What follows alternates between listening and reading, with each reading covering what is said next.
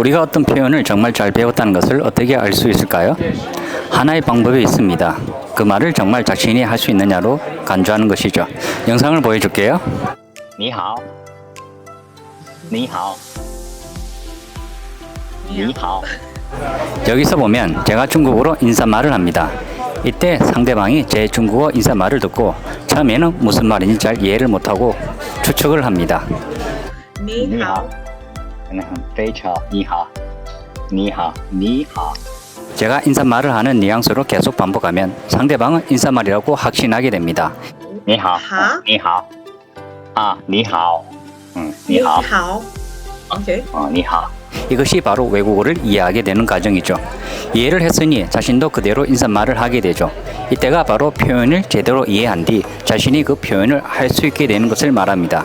따라서 우리가 외국어를 잘 이해했다는 것을 좀 더 넓게 본다면 우리 자신도 그 표현을 제대로 할 수 있어야 함을 의미하는 것이죠. 듣고 이해는 했지만 대답을 할 수 없다는 것은 반만 이해했다고 생각해도 큰 무리가 없습니다. 무조건 인풋만 한다고 그 언어가 유창해지지 않으니까요.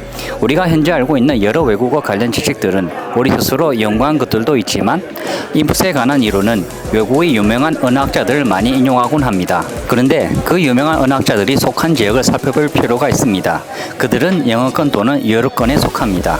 인풋만 해도 다른 외국어에 유창해질 수 있다고 말한다면 그는 그렇게 가능한 어느 군에 속한 사람일 가능성이 높습니다. 영어가 모국어인 사람들은 스페인어, 프랑스어, 독일어, 이탈리아 등 우리 한국인보다 더 쉽게 잘 배울 수 있습니다. 우리가 일본어를 잘 배울 수 있는 것처럼 말이죠.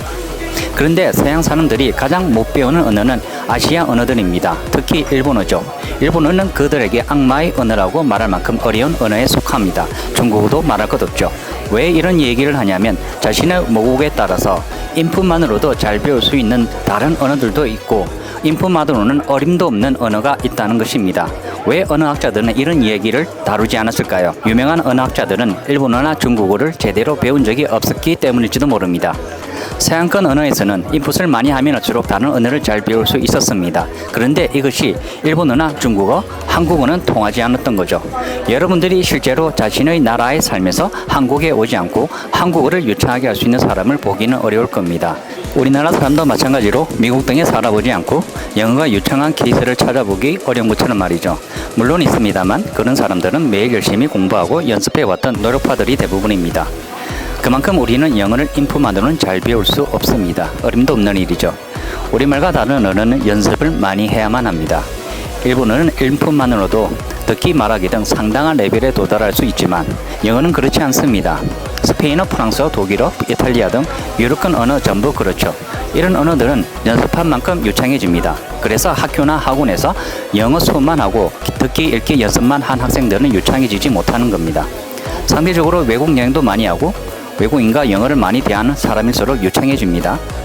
최초에 말한 것처럼 우리가 정말 잘 배웠다는 것을 알 수 있는 방법은 내가 그 표현을 할 수 있느냐 없느냐로 간주하면 됩니다.